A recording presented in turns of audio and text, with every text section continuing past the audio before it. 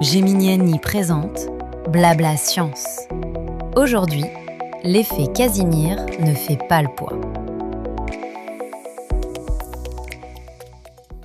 Prenons une pièce totalement vide, genre on a retiré absolument tous les meubles, les tapis, on a pompé chaque molécule d'air. Vraiment le vide absolu, quoi. Voilà.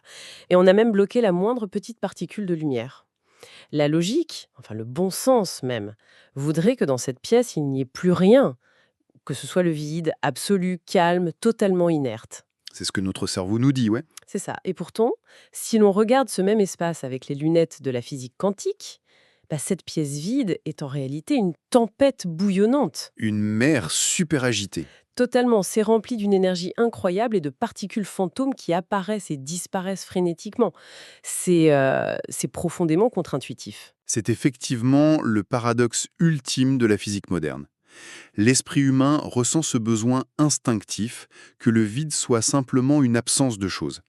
Mais la réalité fondamentale de notre univers refuse catégoriquement cette simplicité. Elle est bien plus complexe. Exactement. En fait, le vide n'est jamais vraiment vide, à cause du principe d'incertitude d'Heisenberg. Les champs d'énergie ne peuvent jamais vraiment être repos. C'est une idée vertigineuse et c'est vraiment le point de départ de notre exploration aujourd'hui. On se base sur une source super intéressante. Ouais, une transcription fascinante. C'est ça, une conversation entre un étudiant hyper curieux et une IA, pendant qu'il préparait un exposé scientifique. Et ça nous a mis sur la piste d'une connexion inattendue. Une vraie pépite. La mission de leur session, et donc la nôtre pour ceux qui nous écoutent, c'est de relier deux mondes. L'infiniment grand, dicté par la gravité, et l'infiniment petit, régi par ce fameux vide quantique. Sans jargon assommant, bien sûr. Et le point de départ qu'ils ont choisi pour aborder ça, c'est un phénomène physique bien réel, l'effet Casimir. D'accord, décortiquons tout ça. Allons-y. L'effet Casimir, c'est la preuve que cette tempête quantique n'est pas juste des maths sur un tableau noir. C'est une vraie force. Une force mécanique mesurable, oui. Pour bien comprendre le mécanisme, il faut s'imaginer deux plaques métalliques parfaitement lisses. On prend ces deux plaques et on les place extrêmement proches l'une de l'autre, genre à quelques nanomètres, dans ce fameux vide absolu. Très très proches. Et ce qui se passe alors est fascinant, puisque le vide bouillonne d'ondes quantiques de toutes les tailles. L'espace minuscule entre les plaques agit un peu comme un filtre. Ouais, un filtre très restrictif. Seules les ondes dont la longueur est suffisamment petite peuvent exister entre les plaques. Mais à l'extérieur des plaques, il y a une infinité d'ondes de toutes les tailles possibles. Et le résultat physique de ça, de ce déséquilibre, c'est qu'il y a littéralement plus de pression quantique à l'extérieur qu'à l'intérieur. Les plaques sont poussées l'une vers l'autre. C'est dingue. C'est le vide qui pousse la matière. Et c'est un point fondamental. Cette pression, c'est pas une force mystique, c'est une pression physique causée par un excès de fluctuation quantique à l'extérieur. Une asymétrie dans la tempête du vide. Exactement. Et c'est là que les notes de notre étudiant proposent une illumination brillante. En découvrant que le vide exerce une pression, il pose une hypothèse. Une hypothèse très audacieuse. Et si la gravité que l'on ressent tous les jours, ce n'était rien d'autre que ça? Et si la gravité était simplement la pression du vide quantique, mais filtrée par la présence de la matière? L'analogie qu'il donne est géniale. Oui, celle d'une cloche plongée dans l'eau. La matière de la Terre agirait comme un bouclier. Du coup, la pression du vide serait plus forte au-dessus de nos têtes qu'en dessous, sous nos pieds, là où la Terre bloque les ondes. Donc la conséquence logique, C'est que les objets seraient poussés vers le sol, non pas attirés par une mystérieuse force interne à la Terre, mais écrasés par la pression du vide. Ce qui est fascinant ici, c'est que l'étudiant vient de réinventer, de manière totalement indépendante, une théorie historique très sérieuse. Ah oui, laquelle? Une théorie proposée au XVIIIe siècle, la gravité de Lesage. À l'époque, des savants imaginaient l'univers rempli de particules invisibles, voyageant dans toutes les directions. Comme une pluie constante. C'est ça. Si deux planètes sont proches, elles se font mutuellement ombre. La Terre bloque les particules venant d'un côté pour la Lune et vice-versa. Ah, donc la pression extérieure n'est plus compensée par la pression intérieure. Voilà. Et les deux astres sont poussés l'un vers l'autre. Le mécanisme géométrique est strictement identique au filtrage imaginé par l'étudiant avec l'effet Casimir. C'est vrai que l'élégance de cette idée est indéniable. C'est hyper intuitif. Mais parce qu'il y a un mais, malheureusement, lorsqu'on confronte cette hypothèse aux lois de la physique, le modèle s'effondre complètement. absolument. Et les raisons pour lesquelles on a dû écarter cette théorie sont cruciales pour comprendre la vraie nature de l'univers. Il y a 3 obstacles majeurs. Le premier, c'est la traînée. La traînée, genre le frottement? Exactement. Si le vide exerçait une pression similaire à un gaz ou à une pluie de particules, la Terre, en se déplaçant sur son orbite à environ 30 km par seconde, heurterait plus de particules à l'avant qu'à l'arrière. Un peu comme quand on court sous la pluie? Très bonne image. Et donc, elle subirait un frottement immense. Inévitablement, elle ralentirait et finirait par s'écraser sur le Soleil. Comme une bille lancée dans une cuve de sirop, quoi. Elle perd son élan. C'est tout à fait ça. Et au-delà de la trajectoire, il y a un deuxième problème. Thermodynamique, cette fois. Le problème de la chaleur, ouais. Si la Terre absorbait perpétuellement une quantité aussi massive d'énergie cinétique provenant du vide pour générer la gravité, cette énergie devrait aller quelque part. Rien ne se perd, tout se transforme. Exactement. Selon la thermodynamique, elle se transformerait en chaleur. La matière de notre planète chaufferait à un tel point qu'elle se vaporiserait instantanément. On deviendrait un plasma incandescent. Pas l'idéal. Pas vraiment non. Et enfin, le troisième problème, c'est une question d'échelle.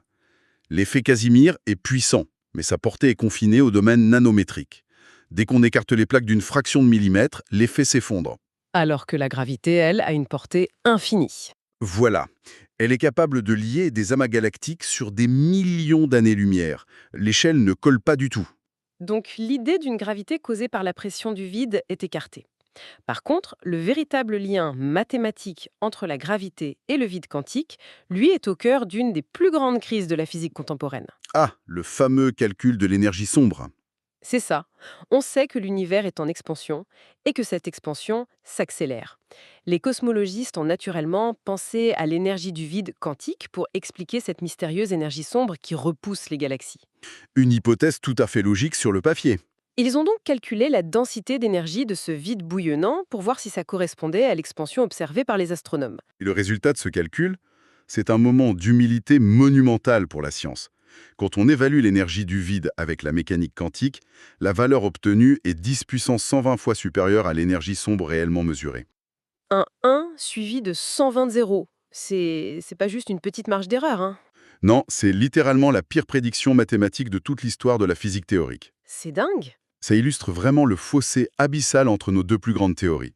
D'un côté, la relativité générale d'Einstein, hyper précise à grande échelle. De l'autre, la mécanique quantique, parfaite à l'échelle microscopique. Mais dès qu'on essaye de les marier, Et les équations explosent. d'accord, mais du coup, ça soulève un paradoxe physique immédiat. Si ce vide quantique possède une énergie intrinsèque si colossale, même si nos calculs sont dans les choux, comment la matière ordinaire arrive-t-elle à le traverser? Très bonne question. Je veux dire, si l'espace est rempli de cette tempête, est-ce que ce vide nous ralentit? Comment se fait-il que les particules ne soient pas constamment entravées? Pour résoudre ça, il faut introduire une nouvelle composante du vide quantique, le fameux champ de Higgs. Ah, on y vient. Et l'analogie de la foule est particulièrement efficace ici pour comprendre le mécanisme. J'adore cette analogie. Imaginons que le vide quantique, l'espace lui-même, soit rempli d'une foule immense et ultra compacte. Une foule où tout le monde est collé. Ouais, épaule contre épaule. Arrive un photon, une particule de lumière.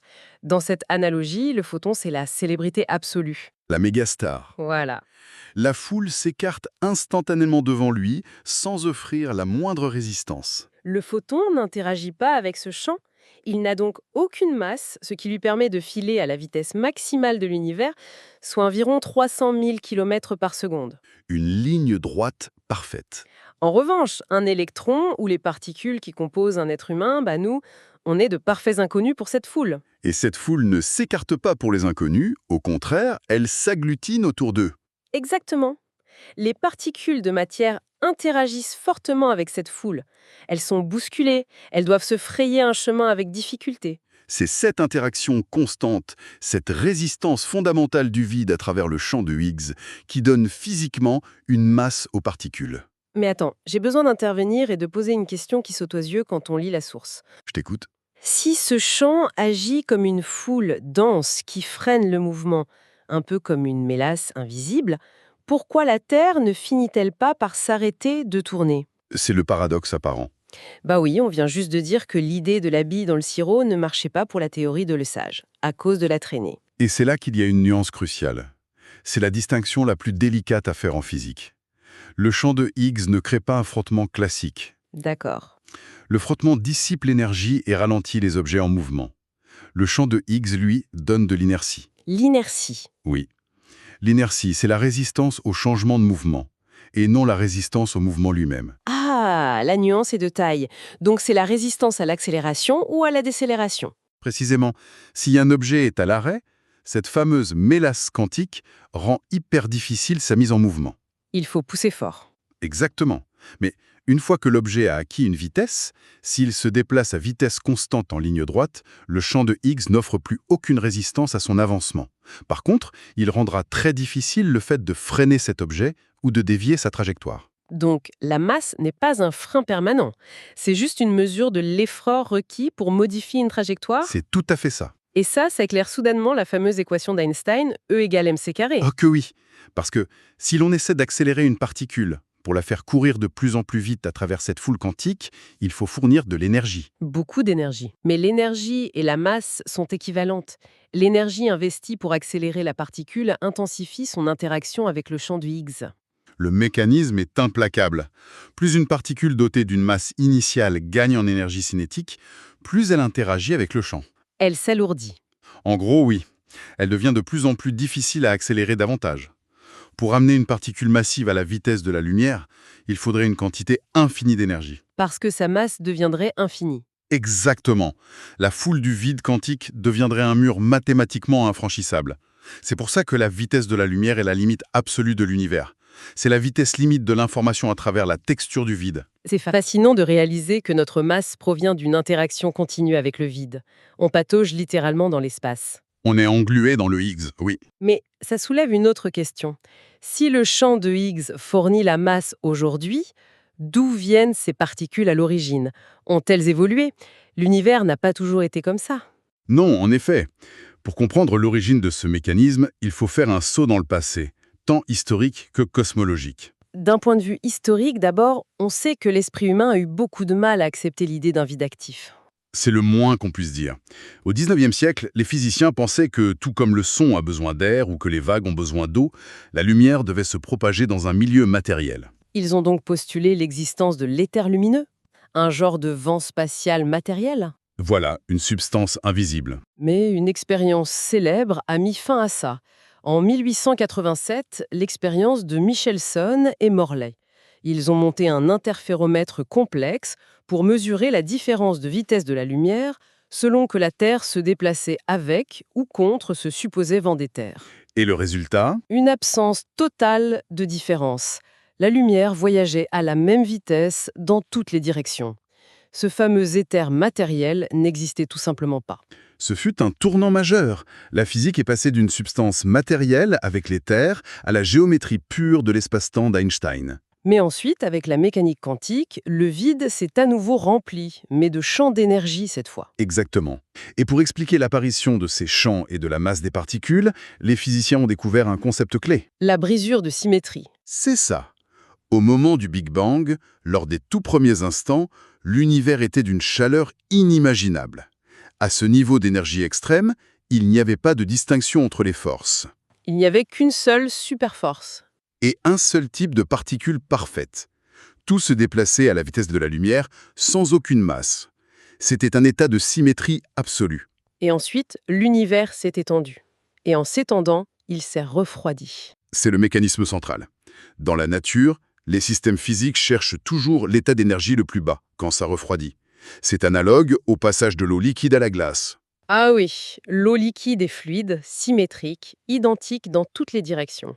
Mais, en gelant, elle perd cette symétrie parfaite et se fige en cristaux structurés avec des directions précises. Et c'est ce qui est arrivé au vide quantique. Exactement, les champs quantiques primordiaux ont gelé. Ils sont tombés dans des états d'énergie plus bas, fracturant la superforce en différentes forces distinctes. La gravité, la force nucléaire forte et l'électromagnétisme. Et c'est lors de cette brisure de symétrie que le champ de Higgs s'est activé. Il a pris sa valeur actuelle, agissant soudainement, comme cette fameuse foule. C'est à ce moment précis que les particules ont acquis leur masse respective. Ça figerait l'arbre généalogique de la matière, en fait. Le modèle standard classe cette matière en 3 générations. Et la hiérarchie dépend de comment elles interagissent avec le Higgs. Tout à fait. La génération 1, ce sont les stables. Ça inclut l'électron et les quarks up et down. Ces particules interagissent modérément avec le champ de Higgs, elles ont une masse faible et ne meurent pas. C'est nous, ça.